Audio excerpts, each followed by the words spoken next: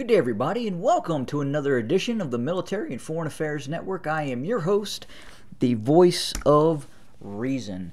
Today, we have hit day 194, day 195 plus of the ongoing war between Russia and Ukraine. So what do we have to report today? Well, not a lot of territory changes. It would appear that this reported ongoing Ukrainian operation on the western bank of the Dnieper River has, for all intents and purposes, stalled, and we're kind of right back where we were in terms of a few days ago, in this being a war of attrition through the use of drones and long-range artillery strikes by both parties involved. Now, as we look at this and we analyze this ongoing conflict, I think very, very few people in the Pentagon or even external analysts who were watching this conflict very, very closely, watching the lead up to the conflict, would have ever thought that the war would have gone on for a half a year, 6 months. But here we are, and it continues, and both sides right now have no intent of calling any sort of ceasefire and continue to fight each other in a very, very tenacious manner.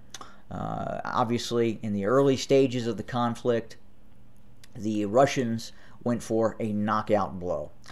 They were trying to seize control of territory in the east, while at the same time seizing control of Kiev and seeking the capitulation of the Kiev government by, in all probability, once the Russians had seized Kiev, that would allow them to dictate terms of territory that they would acquire in the east. No one would have thought, again, that things would have turned out much different, and here we are. And things are really, at this point, again, both sides are digging in for a very, very long-term conflict. We have reports now. We can't confirm this as of yet, but this is being reported by the BBC and other news outlets that the Russians are seeking the assistance of the despotic regime of North Korea to provide weapons and equipment, mainly ammunition, for a host of Russian systems they have fielded against the Ukrainians.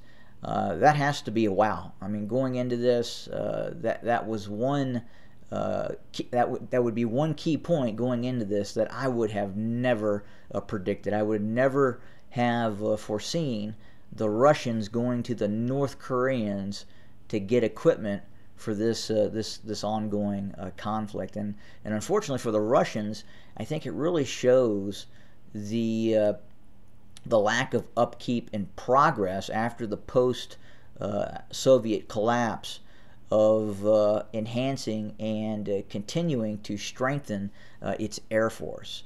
And I do believe firmly that if the Russians had been able to progress and maintain its Air Force and use its Air Force much like the United States and other Western nations are able to use its Air Force, I think we would be looking at a different war at this point. And I don't think really anyone anticipated kind of what we're seeing now in terms of the inability of the Russians to have gained air supremacy in Western Ukraine and even in some cases in Eastern Ukraine.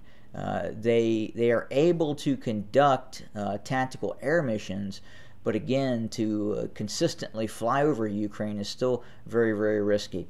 And I've talked about that before, and one of the main reasons for that is the direct aid that the Ukrainians are receiving from the West. Again, the intelligence and then obviously the weapon systems that are being provided are really causing this issue for the Russians. At any point when a Russian aircraft crosses over into Ukrainian airspace, the Ukrainians are immediately notified. The United States has that long-range early warning capacity to basically act as the eyes and ears for the Ukrainian military. And with the current offensive now near Kherson that is being reported by the Ukrainians, this offensive was game planned and war gamed at the Pentagon, and the U.S.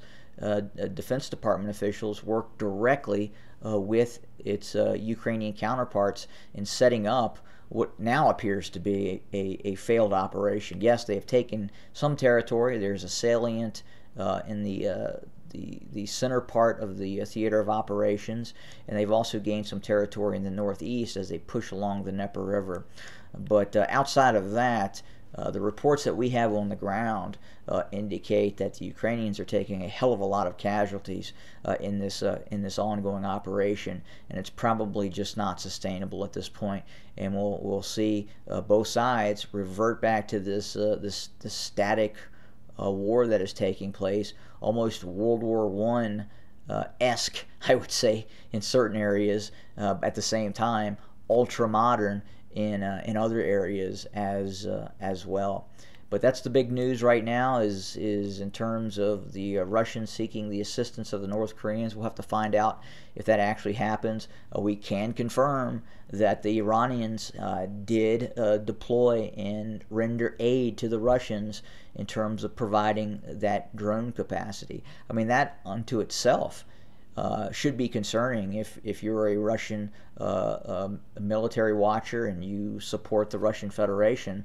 Obviously, that's not a good space. The Russians should be ahead of the Iranians in drone capability, and it would appear that either they are on par with Iranian drone capability, or they are just needing more drones, and the Iranians have the manufacturing capacity to supply said drones to the Russians. One other concerning issue is there was a reported very large explosion near Undahar, the large nuclear facility. You can see it here on the map, and we'll have to watch that very, very closely, as that could always risk the release of a huge amount of radiation if something were to happen to that nuclear facility. I don't anticipate that happening, but I would say anything is possible at this point.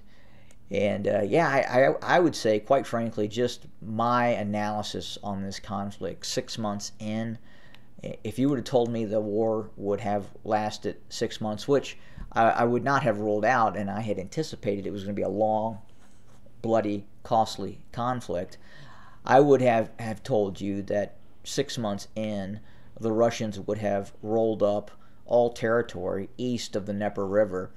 And right now, the Russians would be besieging cities such as Poltava, Kharkov, and some other areas, and be on the outskirts of Kiev, but not crossing the Dnieper River. That would have been my prediction. Never would have thought we would be here 6 months later and seeing kind of what we're seeing right now. But that kind of shows you the tenacity of which the Ukrainians were willing to fight.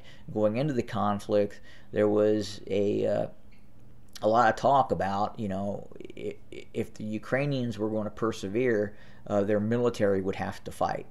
And there were a lot of analysts that didn't believe that was going to happen, that the Ukrainians would fold in a lot of areas and the Russians would move in. And I think the Russians thought that in Kiev when they moved towards Kiev.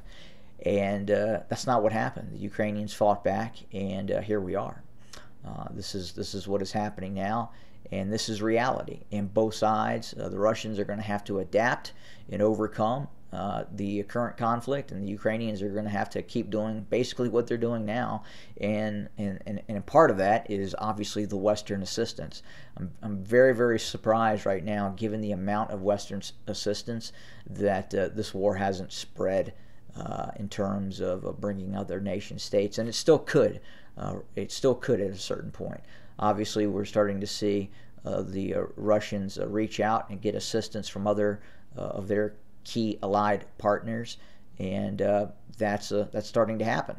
But where it will go from here, very, very hard to say. But right now, we're going to continue to watch what's happening, and we will continue to report and bring you more content for your consumption. Thanks for joining us, and always have a good day.